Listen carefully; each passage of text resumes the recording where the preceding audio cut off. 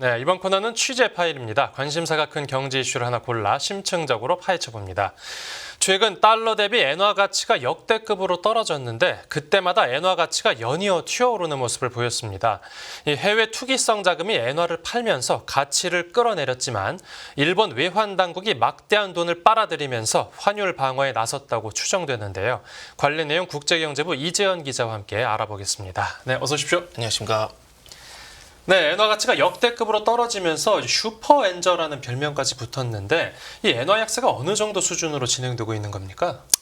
예, 작년 마지막 거래일에 달러엔 환율이 141엔이 되지 않았습니다.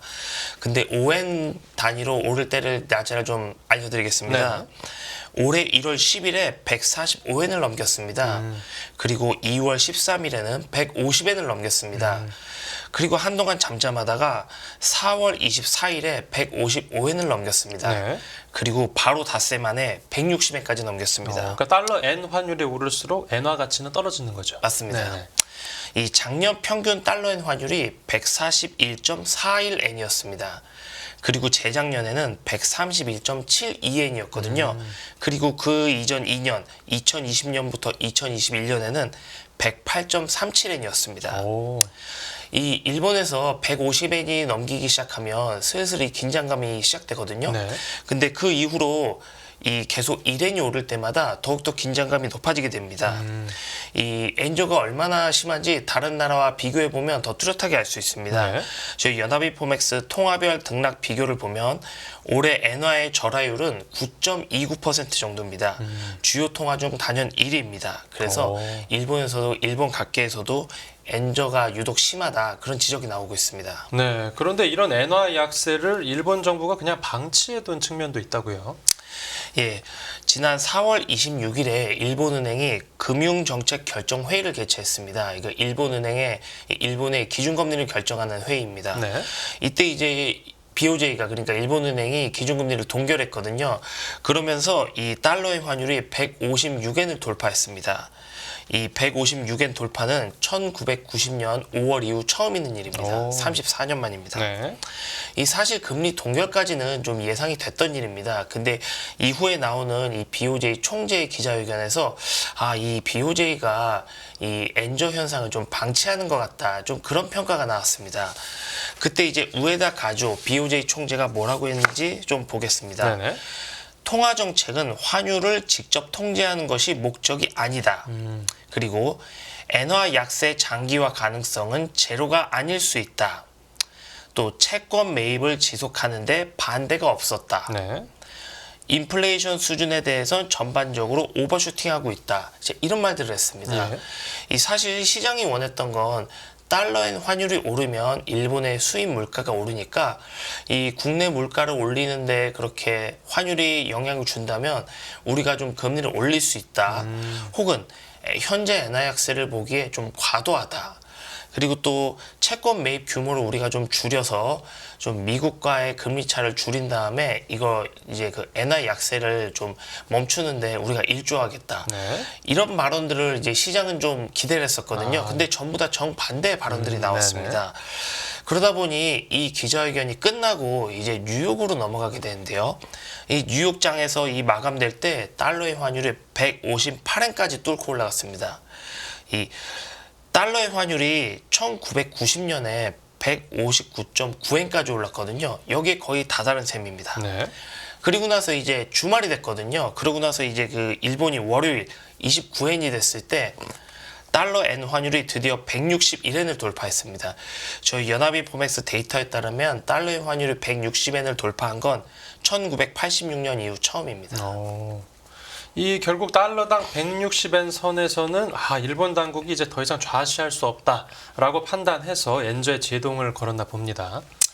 예, 이때 그 좀 특이한 상황이 있었습니다. 이 4월 29일은 일본이 그 쇼와의 날로 일본 금융시장이 쉬는 날입니다.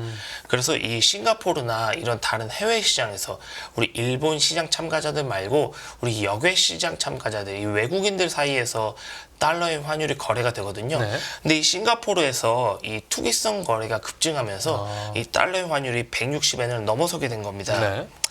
그래서 이 우리나라 시간, 일본하고 시간이 똑같으니까 우리나라 시간으로 이날 오전 11시쯤에 160엔을 넘겼거든요. 네네.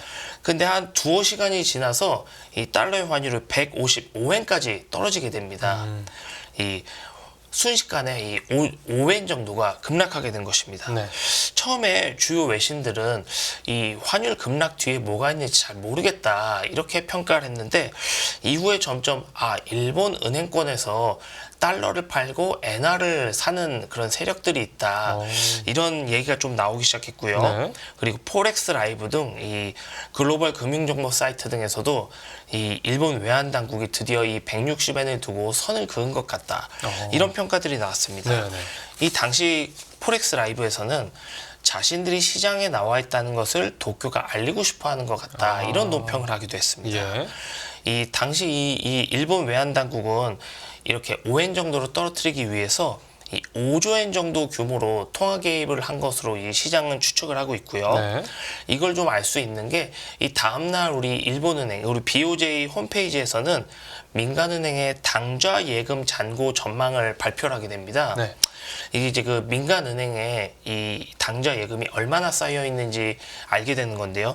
여기에서 재정 및 기타 요인, 그러니까 국가 간의 우리가 그 일본 민간은행과 국가 간의 거래를 통해서 이 엔화가 7조 5,600엔 정도 빠져나갔다. 우리 일본 시중은행에서 이 정부 측으로 빠져나간 겁니다. 정부가 그만큼 엔화를 사들였다는 뜻이거든요. 가치를 올리려고요. 맞습니다.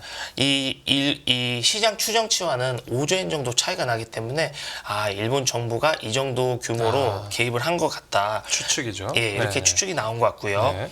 그리고 이 5월 1일에 그러니까 이제 현지 미국 시간으로 5월 1일이고 이제 일본과 우리나라 시간으로 5월 2일 새벽입니다. 이때 이제 이 미국 연방 공개 시장 위원회 이 기준금리를 결정하는 이 또 회의가 있었거든요. 네.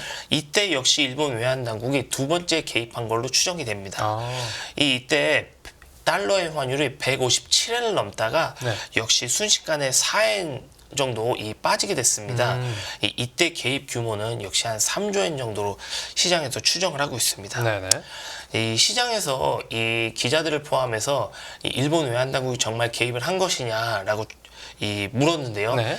이 간다 마사토, 이 일본의 이 환율 시장 개입을 직접적으로 이 사실상 결정하는 사람이라고 할 수 있겠습니다. 이 간다 마사토 재무관은 노코멘트로 이 답변을 했습니다. 대답을 안 했다는 거군요. 맞습니다.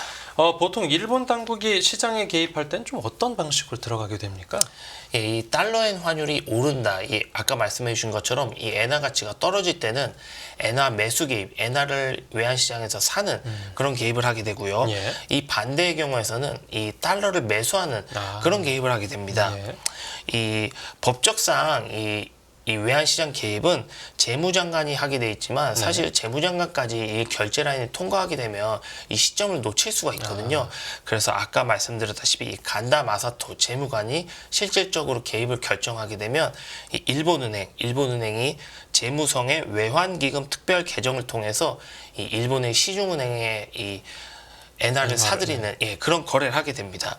근데 일본 시중은행도 항상 돌아가는 게 아니고 아까 이 쇼와의 날처럼 휴장을 하거나 이 운영을 하지 않는 시간이 있지 않겠습니까? 그렇죠. 예, 그럴 때는 뉴욕 연방준비은행이나 이 유럽중앙은행 우리 ECB에다가 우리 일본은행이 지금 우리 엔화 개입을 좀 하고 싶은데 우리 대신 좀 거래를 해달라 이렇게 좀 요청을 하게 됩니다. 네네. 아까 말씀드렸다시피 이 쇼와의 날 우리 일본 시장 휴장일 때와 FOMC 다음은 일본 시간이 새벽이었기 때문에 둘 다 이 개입으로 추정되는 시간이 일본 시간의 거래라는 특징이 있습니다. 네네. 이를 두고 이 간다 마사토 재무관은 개입 자체에 대해서 여부를 확정해 주진 않았지만 이런 말을 했습니다.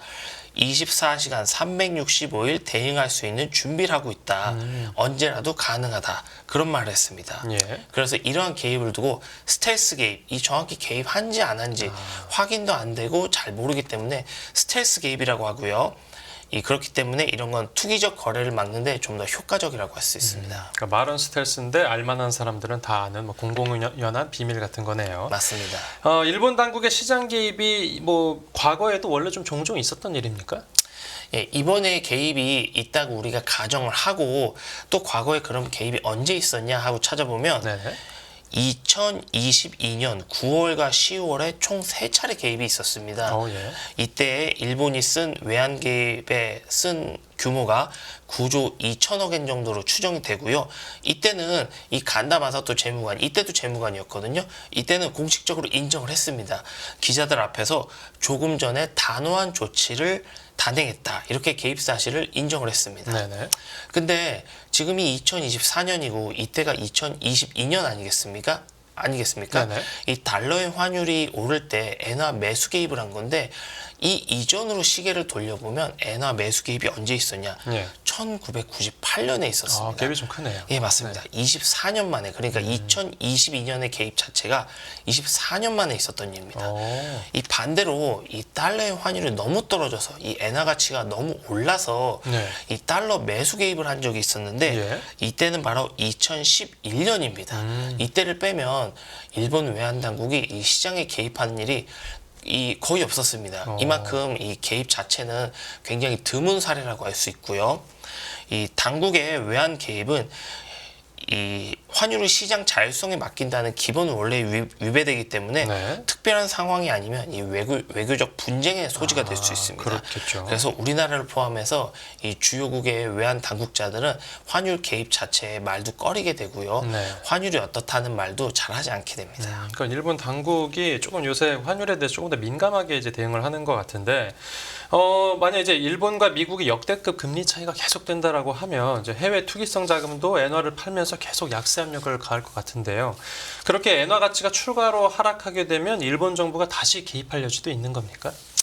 예, 지금 현재까지 일본 외환 당국의 그런 개입은 어느 정도 좀 효과를 거뒀다고 할 수 있겠습니다. 네. 아까 160엔이 넘던 환율도 지금은 155엔 안쪽으로 좀 안정이 된 상태입니다. 근데 이 현재까지 일본 외환 당국이 올해 이제 개입 규모로 추정된 것은 한 네. 8조 엔 정도거든요. 이 일본의 외환 보유액이 한 1조 3천억 달러, 이 엔화로는 200조 엔 정도입니다. 근데 이걸 다 이 외환 개입에 사용할 수는 없고 지금 당장 팔 수 있는 그런 달러 채권 혹은 달러 예금 이걸로 이제 개입을 할 수 있거든요. 이 규모가 현재 추정되는 것이 30조 엔에서 47조 엔 정도입니다. 네. 아까 이제 두 번의 개입에서 8조 엔 정도로 썼다고 했으니까 한 번에 한 4조 엔 정도 쓸 수 있는 거거든요. 예. 그렇기 때문에 효과적인 개입을 한다고 치면은 앞으로 한 7번에서 한 8번 정도 일본 외환 당국이 더 개입할 수 있는 수준이다. 이렇게 지금 시장에서는 추정하고 있습니다. 네, 알겠습니다. 오늘 주제 파일은 여기서 마무리하겠습니다. 잘 들었습니다.